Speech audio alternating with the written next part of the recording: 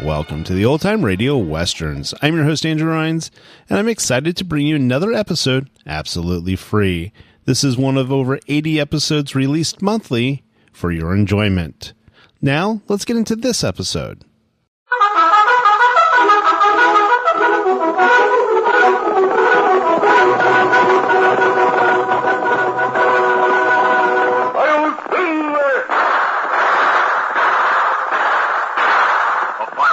With the speed of light, a cloud of dust, and the haughty Hi-Yo Silver, the Lone Ranger.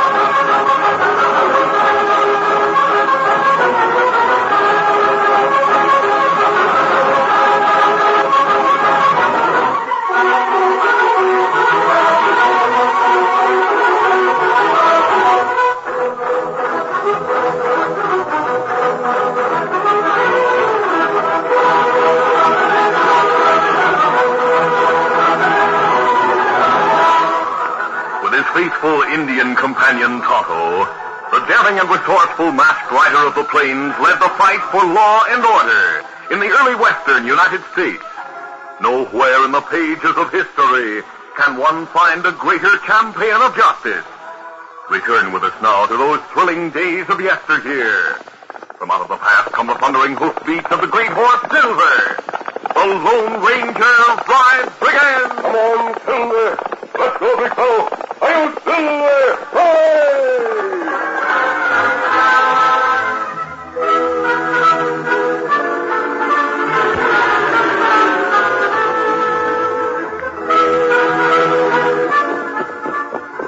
Since daybreak, the Lone Ranger and Tonto had been riding through the Arkansas Valley, observing signs that Indians were on the move. Presently, they found the smoldering remains of signal fires and tracks of small mounted parties. Tonto, they appear to be raiding parties, but small ones.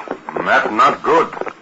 They maybe make plenty trouble. We could locate the main body of Indians. We could ride to Fort Mason for troops. Look, Kemosabe. We see sod house of buffalo hunters. Yes, there's smoke coming from the chimney. We'll ride there and warn them. Come on, Silver. They must come.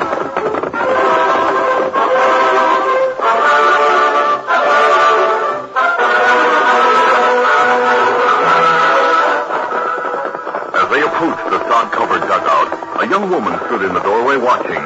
As they reined in their horses, she turned and called into the soddy. Go, fella. Hey, you and Joe come out here. A masked bandit Indian just rode up. A masked bandit Indian? What'd you say about a masked man? Right there. Sure enough. Hey, mister, what's the idea of coming here with a mask on your face? We're not bandits. We came to warn you. Warn us? About what? Indians are on the move. We've seen the trail of several small parties this morning. They may be out for trouble. We're not afraid of redskins. Maybe they're hunting buffalo. I doubt it. There's no herd in the valley right now. You'd be safer if you went to Fort Mason. We're not budging, mister. When I see signs of Indians myself, I'll believe it. Not until. You should get this woman to safety. That's my responsibility. Now get out of here before my brother puts a bullet through you. Very well. I advise you to be on guard. Let's go, Tonto. Come Sage, maybe the masked man is telling the truth. If so, we'd better go to the fort like he says. I know what I'm doing, Elsie. You get breakfast for me and Joe. After we've eaten, we'll ride out and take a look for ourselves.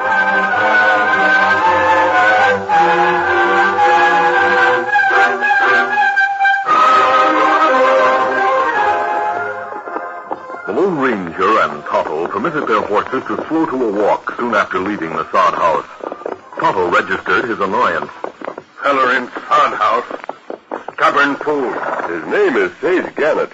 The other man is his brother Joe. How you know him, Kimasabi? I recognize the woman. She's the daughter of Seth Watkins, the storekeeper at the fort. Me know him. I learned recently that she married a buffalo hunter named Gannett. Look, Kimasabi, it's the Indians. Them shoot guns. Oh, feller, ho. 5 of them. They're shooting at someone in the draw below. That's right. Them not see us yet. All right, draw your guns. They're going shooting. Surprised by the sudden attack, the small group of Indians broke and fled on their horses. As soon as the Lone Ranger and Tonto raced into the draw. None of them shoot at. Looks like soldiers. Seems to be wounded. Easy, fella. You could sure save my scalp, mister. Are you badly hit? No. Just a shoulder wound. Tonto, get the medical kit. You get it. We'll bandage your wound, then take you to the fort. No. Thanks for offering to fix me up, but you're not taking me to the fort. You must have that bullet removed. Blood poisoning might set in. Here, medical. Oh, thanks, Tonto. Help me get his shirt off. See to it. Just fix me up as best you can. We'll take a chance on blood poison. There's no insignia on your uniform. That's right. Are you a deserter? No, I was drummed out of the service. But you're not interested in that. Just fix me up, friend. You must be Lieutenant Jim Wade. How'd you know that? You were accused of theft about 6 months ago. Theft from the Watkins store. For an owl hooch, you know a lot about me. I'm not a bandit. Easy now while I clean the wound. Brace him, Tonto. Do it.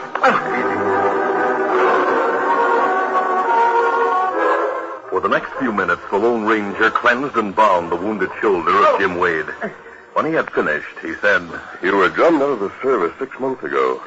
Why are you still around here? It's none of your business, but you saved my life, so I guess I should tell you anything you want to know.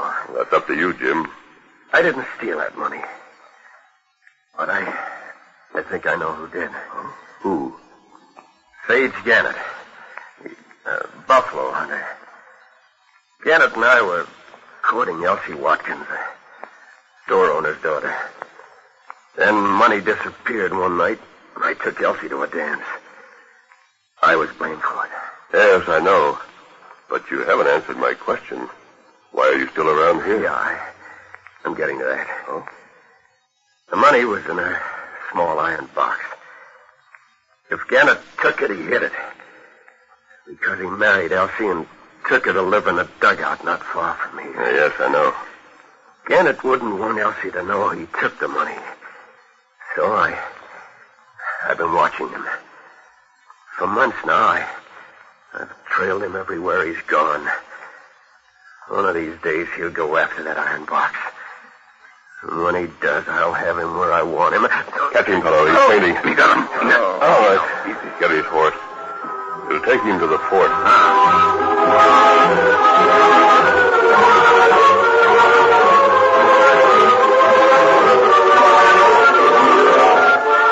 Meanwhile, Sage Gannett and his brother Joe had finished breakfast and saddled their horses.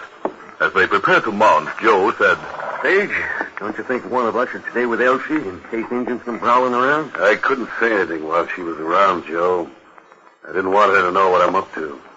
What are you talking about? There's no Indians on the prowl in the valley. But the masked man said he's seen their trail. Hogwash.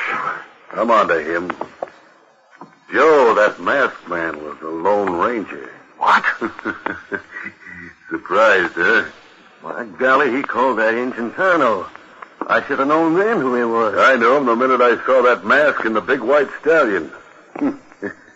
But to keep Elsie from getting suspicious, I said we'd ride out and look for Indians. So what are we going to do? Look for the masked man? No. I don't want to mix with him. But I know what he's after. You see, Joe, he figured that when he told us that Indians are on the prowl, I'd get scared and go dig up that strong box. Reckon he knows about it, Sage? He must suspect something, or he wouldn't have come around with that cock and bull story about redskins. He figured he'd follow me when I went to get the box. And maybe he'll be following us right now. No, I watched him till he was out of sight. We'll go get the box now and bust it open and take the cash. We'll ride back to the house and tell Elsie we saw Indian signs. Then we'll load the wagon and move. But we won't go to the fort. Oh, I get it now. With that critter on my trail, the sooner we clear out of here, the better. Let's get moving. You there.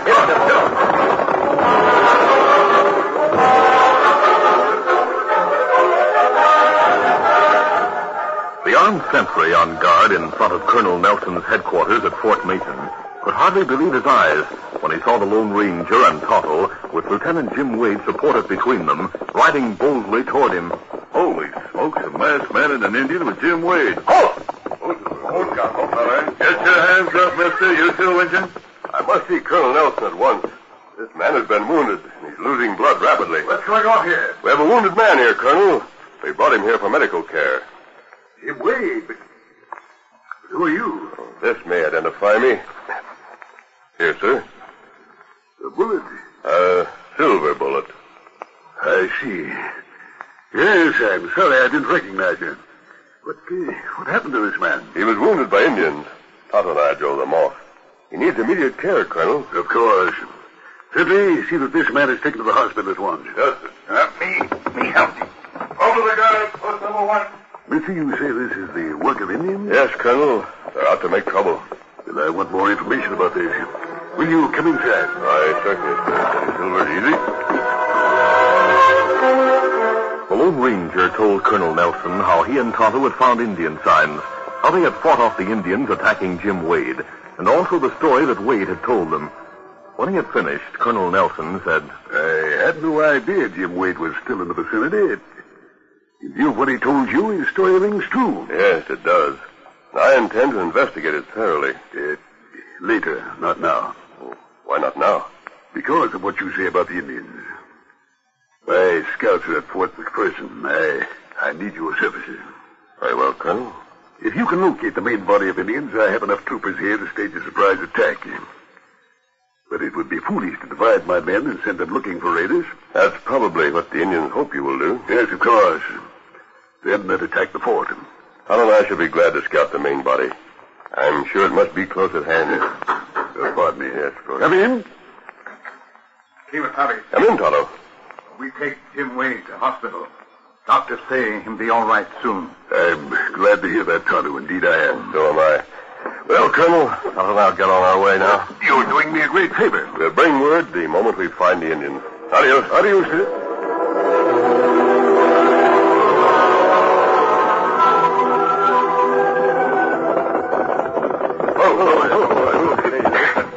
Yeah, this is the place I buried the box, Joe. Give me the short-handled spade from the saddle. Yes, Sage. Just to be on the safe side, you keep watch while I dig. That's a good idea. That masked man may have pretended to ride off, then double back. He's mighty tricky. If he should show up, we'll be ready for him. We'll pick him and the engine off with a rifle. And we'll make the hole a little bigger and bury the two of them. You get to digging, Sage. I'll keep watch. All right.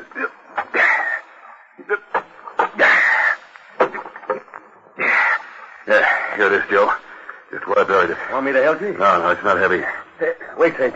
Throw dirt back over that box. Yeah, all right. Yeah, what's wrong? Look to the west. Indians. The masked man didn't lie. Yeah, you're right. The Redskins, all right. Get Murray, Sage. No, Joe, we wouldn't stand a chance. We've got to fight it out here. Give me my rifle. Hey, Joe, they got your horse. Let him have it, Sage. Make every shot count.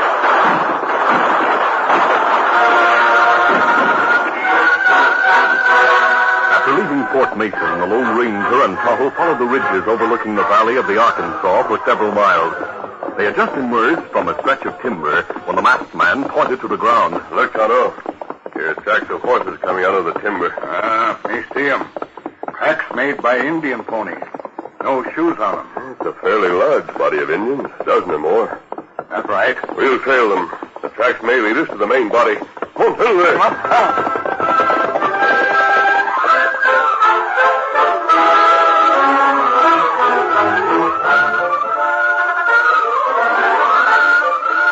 The curtain falls on the first act of our Lone Ranger adventure.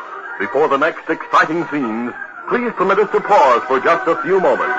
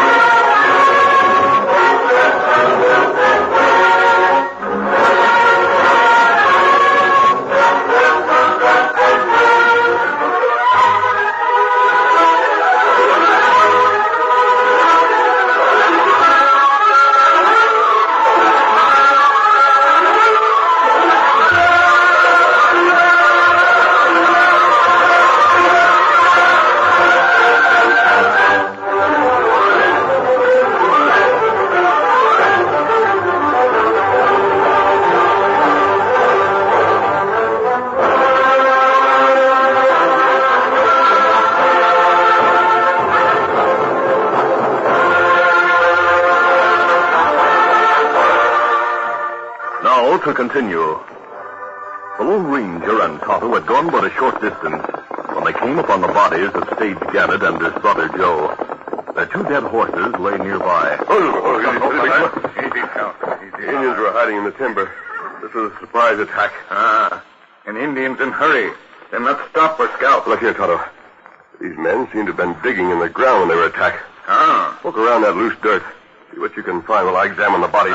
While the Lone Ranger identified the dead men as the Gannett brothers, Tonto dug in the loose dirt and soon found the iron box which he lifted from the hole. The masked man examined it and said, Tonto, remember what Jim Wade told us this morning about the money stolen from the store at the fort? Money in iron box, him say. This must be it. Jim Wade told us Sage Gannett steal it. Now, what we do, Kemosabe? We'll take it with us. We must go to Gannett's widow at once. Cover these men with blankets. Then we'll break the news to Mrs. Gannett and take her to the fort. We'll send soldiers for these men.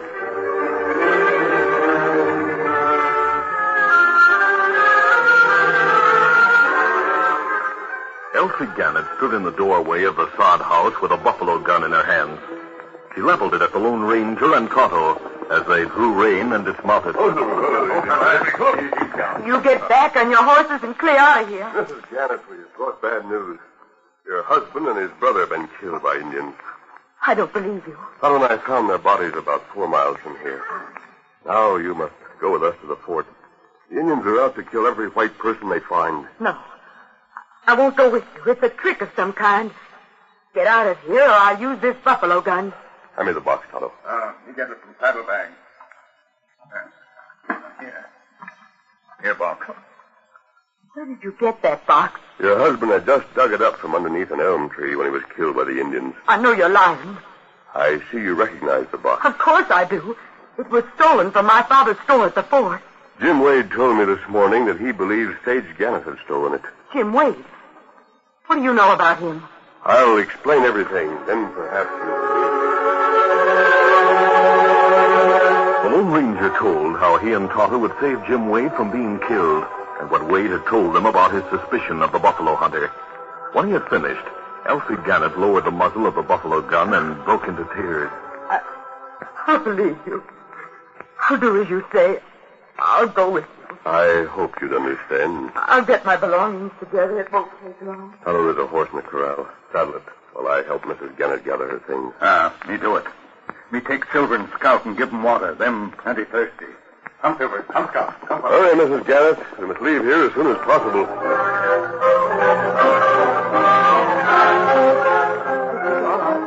I'm ready to go now. I'll carry the valise for you. Thank you. Let's join Tonto.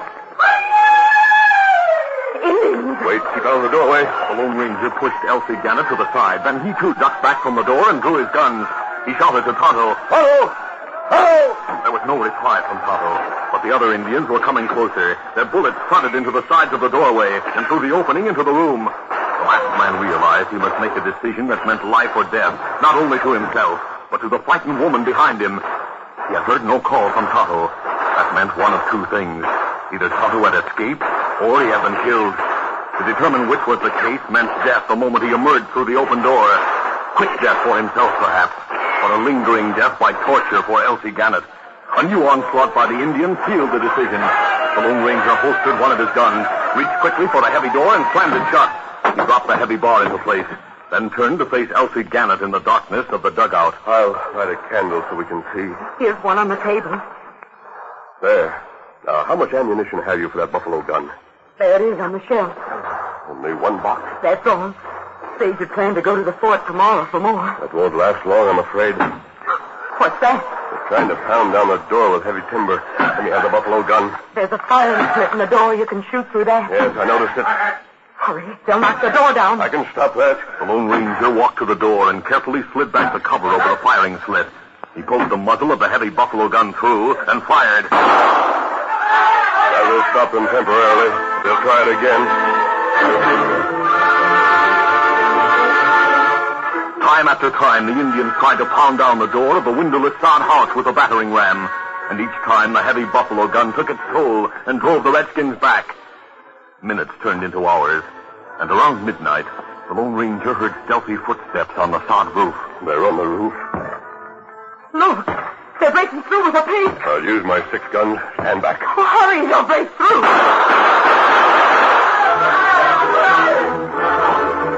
The masked man's gunfire drove the Indians off the roof, but only for a few moments. They soon returned. They were driven off a second time by the deadly fire of the Lone Ranger's gun. They returned again and yet again. Meanwhile, the savages renewed their attacks on the door, only to be met by the fire of a buffalo gun. Finally, it was quiet outside the sod house, and Elsie Gannett, her nerves taut and tingling with fear, sat down in a crude chair and buried her face in her arms. Oh, why did I do it? Why did I do it? Poor Jim, he'll never know. Steady, don't cry. But if I could only live to tell Jim the truth. Jim Wade? Yes. Yeah, I was the one who accused him of stealing the money from the store. I thought he took it that night after he brought me home from a dance. I ruined him. I'm to blame for it all. He didn't tell me you had accused him. No, Jim wouldn't. He's too loyal. But I caused it all. And to think Sage was the thief, the man I married. Why did you marry him? Dad had to make good the loss of the money. Sage promised to help him out if I'd marry him. But he didn't keep his promise. You mean he didn't help pay the loss? No. Only a week ago, Dad told me Sage hadn't given him a dime. I was going to leave Sage, but when I threatened to leave him, he said... What did he say? He said Dad took the money himself, that he could prove it. He said that if I left him, he'd produce proof and send Dad to prison. I was afraid to leave him then. I can understand that. Steady now, Elsie. Day will be breaking. The Indians will soon make another effort to crash the dugout. Here they come.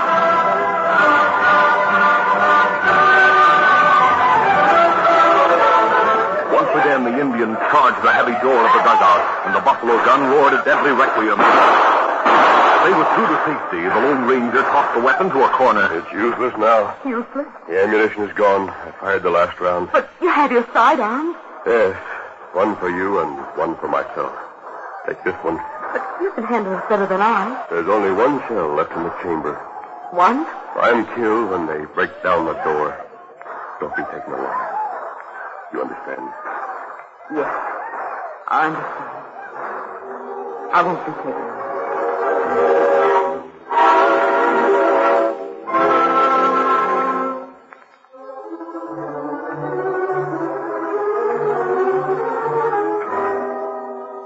I can see daylight through the firing slit in the door. Yes. Day's just breaking. I can't understand it. They've been quiet for more than an hour. Do you suppose they're gone? No, they don't give up that easily. You must have wounded many of them. There may not be enough left to attack again. You're mistaken, Elsie. I'm certain it's the main body of Indians. There must be 200 of them. They may be trying to trick us into showing ourselves. But where are they? In the timber below the draw. We couldn't see them if we went outside. They could see us. The minute we get beyond the door, they'll open fire. Listen, war cries. They're coming this way. Yes, they're making an all-out attack. This is the end. I still have 6 shots in my gun. I'll make every one count. Get back in the corner while I open the door. Here they come. They're not riding any closer. They seem to be riding away. Is it a trick to draw us out? I don't know, but I'm going to find out.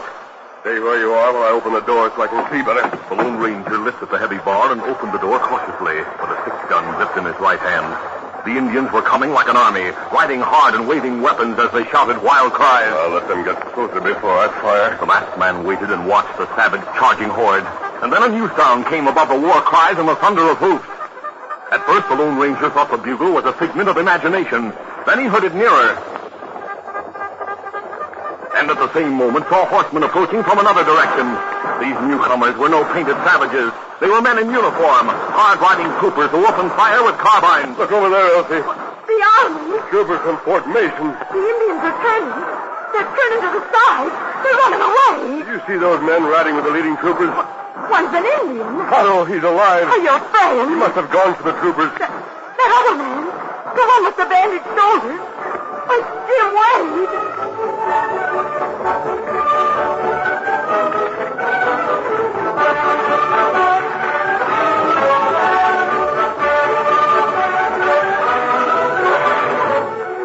While the troopers raced on in pursuit of the fleeing Indians, Tonto and Jim Wade cut away from the uniformed men and rode to the door of the sod house.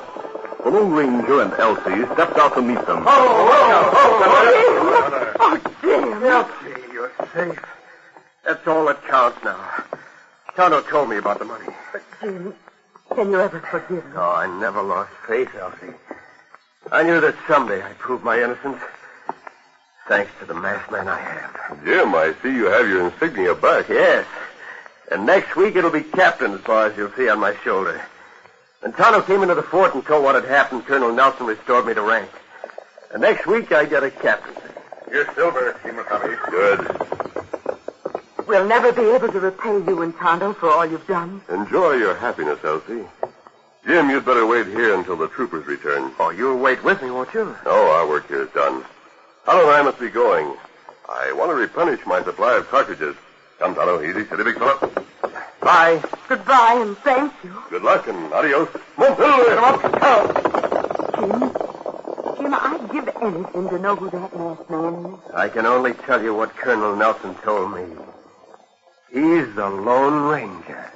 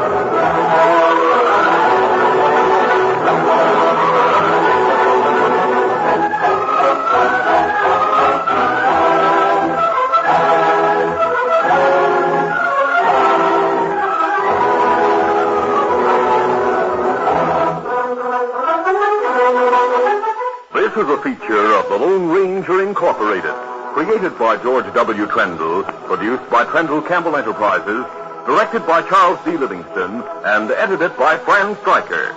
The part of the Lone Ranger is played by Brace Beamer.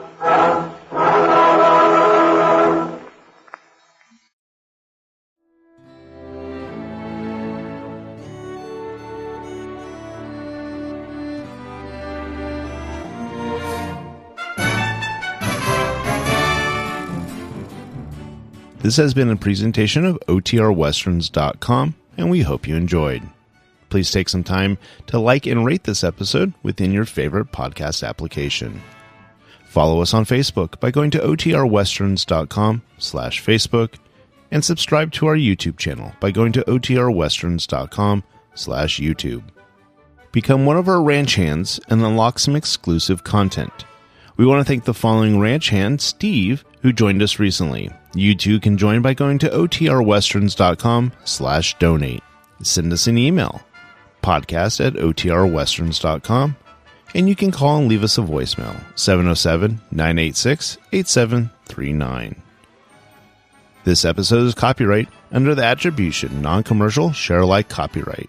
For more information, go to OTRWesterns.com/copyright. Have a great day, and thanks for listening.